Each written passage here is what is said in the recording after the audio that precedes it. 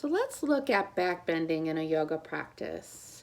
So back bending is probably one of the most important yoga asanas that we can practice daily due to the fact that we spend most of our time in spinal flexion, which means we're rounded forward, we're leaning forward, the head's forward, the shoulders are rounded forward due to the activities that we do or the inactivity.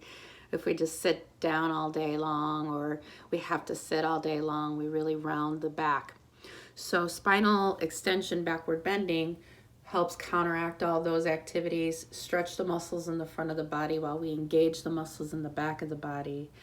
And engaging the muscles in the back is very important to create strength in the back, so we're strong back, and we eliminate back pain by creating a stronger core of the body.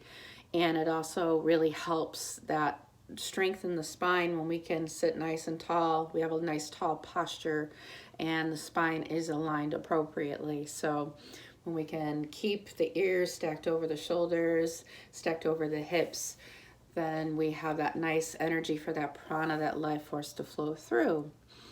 Now, back bending is good on that physical level of stretching the muscles and creating strength in the back, but energetically, back bending is very good for balancing the heart and the throat chakras. So poses like bow pose, wheel pose, um, camel pose, I almost forgot cobra pose. All those poses really open up all this space here in those two chakras. So as we come into those positions, we bring balance if we need them into those two areas of the body. So oftentimes you might hear a back bending practice called a heart opening practice, where most postures are specifically geared toward opening that chakra, the heart, and energetically opening up that space for that energy to release. So back bending is also very energetic. So I like to practice a lot of back bending in the beginning of the day, in the earlier practices of the day, just to give that extra energy boost for the things that we need to do. I do still practice a few chest opening, heart opening postures at the end of the day in my later classes due to the fact we always could use that energy. So I don't eliminate them at the end, but I don't practice as many of them if it's at the end of the day. So keep in mind, if you need a lot of energy, just even a simple chest stretch and just getting up and walking around and opening that space will bring more energy into the body. Whereas forward folding is more relaxing, backward bending is more energetic of a practice, so it'll wake things up a bit. And also going back to like when we talked about forward folding, if we're practicing forward folding, we want to avoid deep backward bending. Same thing with back bending, we want to eliminate practicing deep forward folding. So we're not going to come into some of those postures that we did in class last week where we're in that deep forward fold and holding there.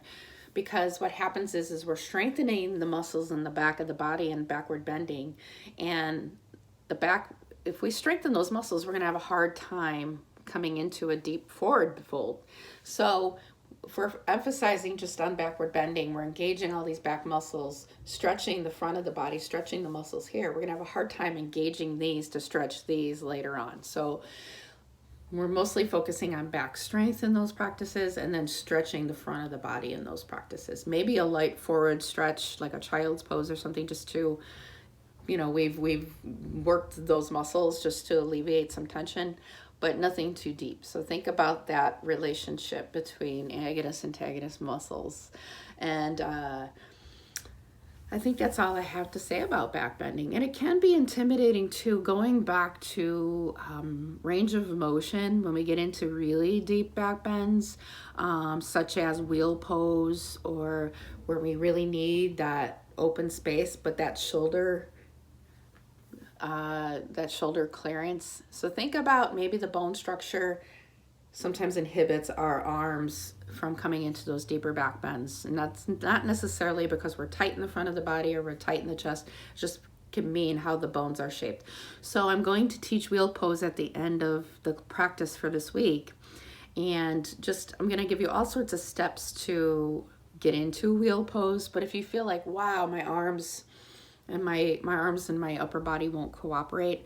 We can lack the upper body strength to push up into it, but also think about the bony processes, and that might change the pose a little bit for you. It might be easy for you. A lot of people, it's usually 50-50 when I teach that kind of a pose in a class, where I see some students get into it and no problem, and other students really struggle. So it's not that you're better or worse than yoga, it's just how the body is created. And not everybody's created the same, which is good in a way. We all have strengths and weaknesses, and yoga helps us embrace all of that. So until next lesson, we'll talk about standing balance. I'll see you guys soon.